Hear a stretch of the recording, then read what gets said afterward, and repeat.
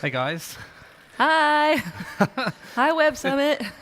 You guys are having a great time, huh? Woo.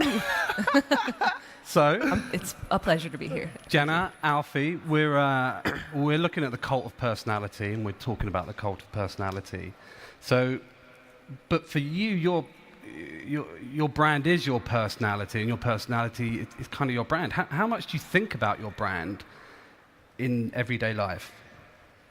I mean, okay. I don't.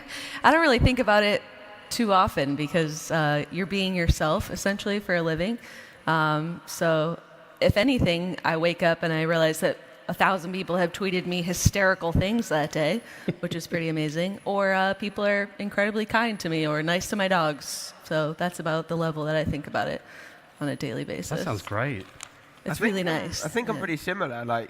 So I film every single day of my life, and I'm just being me. The more I try and change my content or change things up to be what I think people would want to be, then I think that would change everything about what I do. So for me, it's just about living my life, making videos that I enjoy making, and if people want to watch, then that's cool. Is it difficult, or has it become difficult to stay natural the bigger your brand and the bigger your reach has got? Did you find you're sort of fighting that, or? I feel like you do hit a point where you're like, you think your friends are watching, or it's just your parents or something. I hate friends watching. I hate that. And you're like, I think I have a good understanding of who's consuming what I'm putting on the internet. And then you do reach a point where you're like, wait a second, I do not know 800 people. And you sort of freak out. But at this point, I think we're pretty used to staying ourselves and who we are on and off camera. And that our audience can tell that as well, because they're incredibly smart. They know when you're being fake and phony, and they will call you out on it. They tell you. I think that's the best thing. I think that's the best thing, It because keeps the you audience, so if we're on like TV or something, there's no way to give feedback. If I was to start changing or being different, or Jeena was to start doing something people didn't like or wasn't natural or normal for her, the audience are there and they're going to let you know. And I think that's really, really important. And how about the flip of it? So how does the genre and your medium, if you like, affect your personal life? Because it's a very personal engagement you have with your audience. It's sort of almost one-to-one, the way it's presented. But does it then erode your personal life and your everyday life any more than it would for a traditional sort of entertainment? I think it's definitely possible. When people are doing things in their personal life specifically to film it and do it all the time, I think that can take a toll on you personally. I think the relationship that we have with our fans is very different, because when you meet them in person, you know, they know just about everything about you, and they forget sometimes that you don't know them back. So just in the nature of being popular on a democratized platform sort of blurs that line. But at the same time, they're also even more respectful of us in our lives than a traditional celebrity, because they do know us. And when they see someone crossing a line or like going to your house or doing things that are really uncomfortable for you, they'll be like, don't do that. That's not right. We care about that person. I don't want you to do that. Yeah. So it's different and similar and better and worse all at the same time. Do you find, Alfie, you have to sort of draw the line somewhere, or have to be mindful of where the line is between private life and... I think it's constantly, for me, it's just a learning process that I'm on, that I'm never going to be on top of fully, because we're carving a new path. We're walking a path that nobody's ever walked before. We're doing things for the very first time. So if there's mistakes made, we're the ones that are making them. And I'm out here filming a 25-minute video every single day of what I get up to during that day. Yeah. It can't get more personal than that. I film my family, I film my friends, I film in bed when I wake up, when I go to sleep, I film everything about me. So, I mean, I'm putting it all out there, and I want to do that, so I know that there are... And you talked there about sort of, you are essentially part of a generation who are breaking down the boundaries or carving the path. You're the first people to do what you've done within as YouTube stars. Does it frustrate you that you're maybe not seen in the same light as personalities in more traditional media? No, I don't mind. I don't mind it either. I like it. I like that people don't get it. I love that people come and like, wait, so your job is making YouTube videos? I love that people don't know. Yeah. The curiosity, just blowing people's mind that they're like, how can that be a job? I love that. Yeah. And it's changing, right, in that attitude presumably is dissipating, and people are much more accepting and understanding now. Yeah, I mean, there was a time definitely where people in traditional media really frowned on us, and I think Alfie still deals with some of that shit. But people are sort of coming around to it and taking us more seriously, which is, it's really nice, because although we don't care, you know, if people understand what we do or like what we do, it is nice when people are just not as snarky to you about it. I think people just don't get like for me, for example, and for you, they see, I don't know, a 10-minute video. Yeah. And they think that's it. Oh, okay, cool, 10-minute video, that took 10 minutes to make. And I'm like, no, but you don't see everything that's gone in behind. You don't see the meetings that have gone in place. Like, I'll probably spend 7% of my time making videos. Right. The rest I'm just straight in meetings or on the phone. Making it happen. Yeah, making everything happen behind the scenes. But people see a cool pop-up shop in London or a podcast or something like that, and they just like, that's amazing, I want to take that content in. Okay, now I'm done with it and I've watched it. What's next? But the work that goes in behind it isn't what people see. And I love that. That's my favorite thing about it, is that you don't see the effort that goes in, but it obviously at the same time. I guess, and traditional media firms and media outlets have sort of realised rather belatedly that you were sort of competition, if you like, for audience. Have you got to a point now where traditional media realise that you don't necessarily need a TV show? For you guys, you're not in it to move on to a different medium. You are in the medium you want to be in. You know, you're on the platform you want to be on. I mean, I live in Los Angeles, California, so I went through the nauseating stage of people being like, "You're great. We'd make a great TV show with you," and I'm like, I don't want to do that. Like, the beautiful thing about what we do is we wake up every day. We're our own boss. Whatever you want to make, we make it, and we get to do whatever we want, and we have the say as to what it becomes. Yeah. We don't answer to anyone. So to take all of that creative control and just give it to somebody else is And like, you probably get more views than 90% of TV shows. why would I do that? So it was a little exhausting, I think, years ago to sort of try and get people to understand that just because you switch over to a different medium doesn't necessarily give you more credibility or make you better at what you do. It gives you less control. Yeah, it just gives you less control. Now you put it like that doesn't sound so great. So an important part of your success has been working with brands. For many YouTube personalities, that's a really important part of what you do. When deciding what brands to work with, what are the key factors you would look for? No, so for me, I'm kind of at a stage now where I'm growing my own personal team, and I'm employing a lot of people at the moment, and I've got a new company launching in a couple of weeks, and I'm basically proactively and reactively looking to work with brands, but just more directly with me. And I'm looking to be more involved in the meetings, be on the end of the phone calls, and like if anybody's sitting here and you want to get in touch, like the emails from now on, straight up land in my inbox. Right. And I'm ready to really, really be much more involved than I've ever been to make great partnerships happen, great brand integrations happen, and just some really, really cool, fun projects. So I think for me, I'm looking to be much more involved than I ever have been previously, and that's started now. And I think for me, in terms of like my main channel, I'm a little different than I think what the YouTube norm is at this point, where our audiences used to be angry at us for having a brand deal. They would see that as like selling out, and they would see that as a breach of trust. Whereas now people fully understand, almost to like a meta extent, where they know that you're making money, how much money you're making, and that brand deals are very lucrative for some people.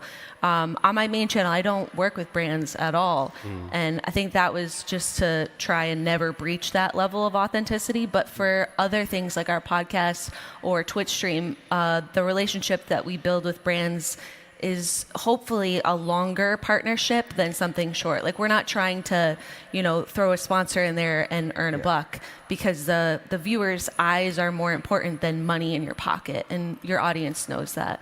So when you pick them carefully and they're there for a longer amount of time, the more, I think, that beneficial that is for you and the viewership as well. And I think we're both a very very lucky stage in our careers where we don't have to pick and work with brands that we don't want to. True, very we're true. both working with only very specific brands that are going to benefit the content that we're making, that the audience are going to like and engage with, and that we can work with closely to make our content better by working with them. Right. And we're just fortunate enough to not have to do the deals that we don't want to do just to be able to earn a living, which we're very fortunate to be able to do. But and when people are starting out, that's what a lot of them have to do at this point, because AdSense is not always, it fluctuates all the time. We don't know.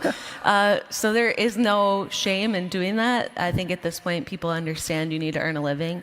And I think it's really cool when people do it. But I think at this point for us, it's like we're looking to build longer partnerships or things that align really well with our audience before we even consider it. Yeah. And as you say, you're looking at long-term sort of collaboration almost. Right.